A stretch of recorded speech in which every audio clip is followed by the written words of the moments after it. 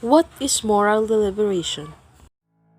In moral philosophy and theology, it defines more narrowly the scope of human reasoning required by the matter in question, regarding by the facts of a situation to produce such conclusion that is purely justifiable and decisive matter of choice.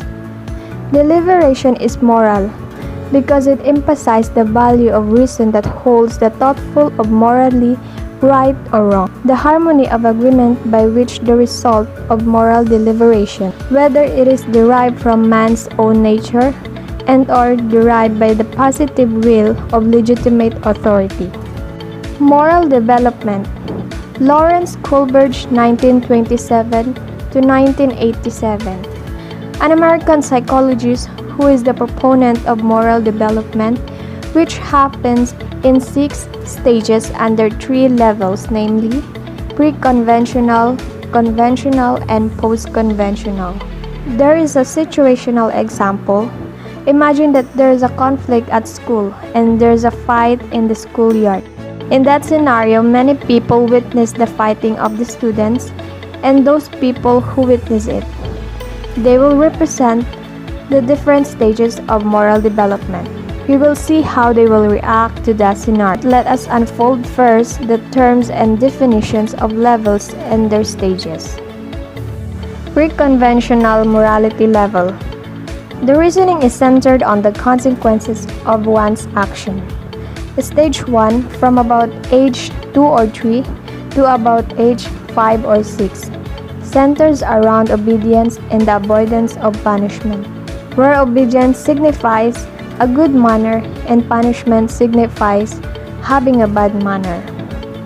Situational example: Suho sees his friend Tom beating up and Tom begging for help, but Suho does not want to be involved in that situation because he is afraid that the teacher might punish him if he gets caught.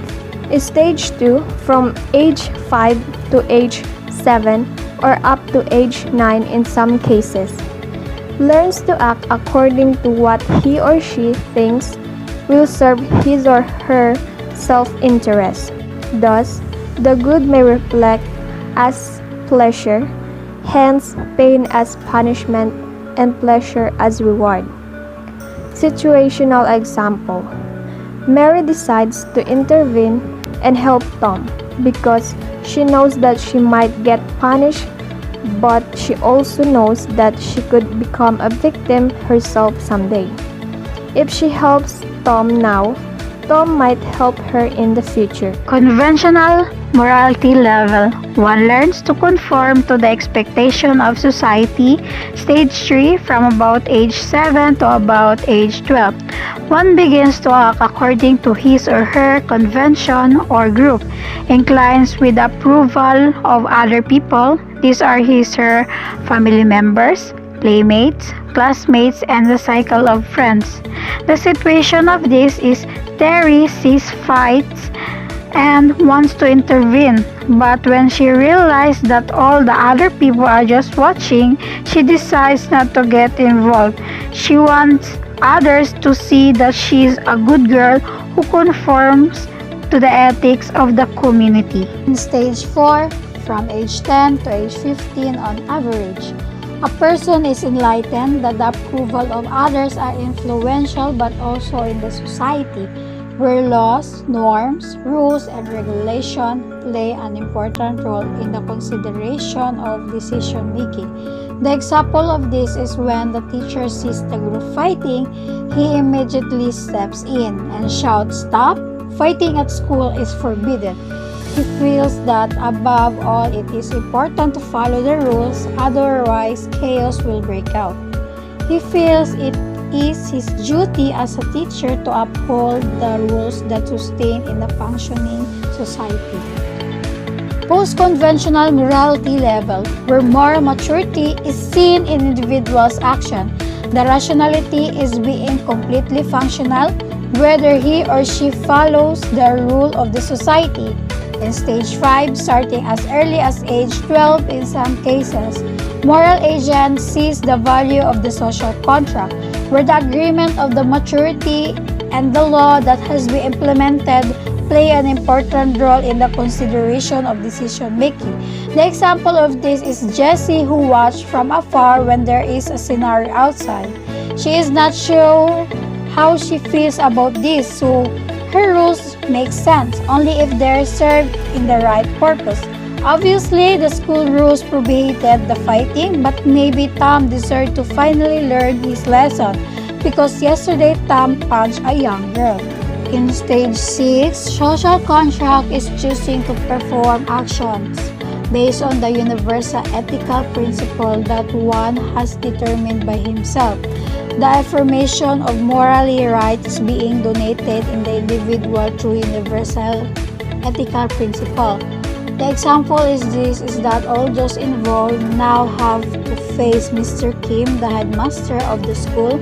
He first explained the school rules and why they exist. Mr. Kim clarifies that rules are valid only if they are grounded in justice. The commitment to justice is an obligation to disobey unjust rules. The headmaster's highest moral principle is compassion. He believes that all people should learn to understand each other's viewpoints and that they don't feel alone with their feelings. So the summary of this, as we observe the example, we notice that in the pre-conventional level, Sue is driven by fear and Mary is by self-interest. Both it judge what is right and wrong by the direct consequence they expect for themselves and not by the social norms. This form reasoning is common among children. In conventional level, they will respond to peer pressure and the teacher follow the rules. Their morality is centered on what society regards as right. At this level, the fairness of the rules is seldom questioned. This is common to think like this during adolescence and adulthood. In post-conventional level, Jessie knows that things are complicated because the individual may disobey rules inconsistent with their own morality. And to the Mr. Kim, the headmaster, follows our universal ethical idea at complete disconnect with the society's order rules say. To Mr. Kim, everything solved through compassion and not the right behavior in his opinion is therefore never means one end but always an end in itself. Not every person reaches this stage or level. Moreover, as the person develops in terms as personal and society-based, his pattern of decision-making may also vary and develop from simply to complexity.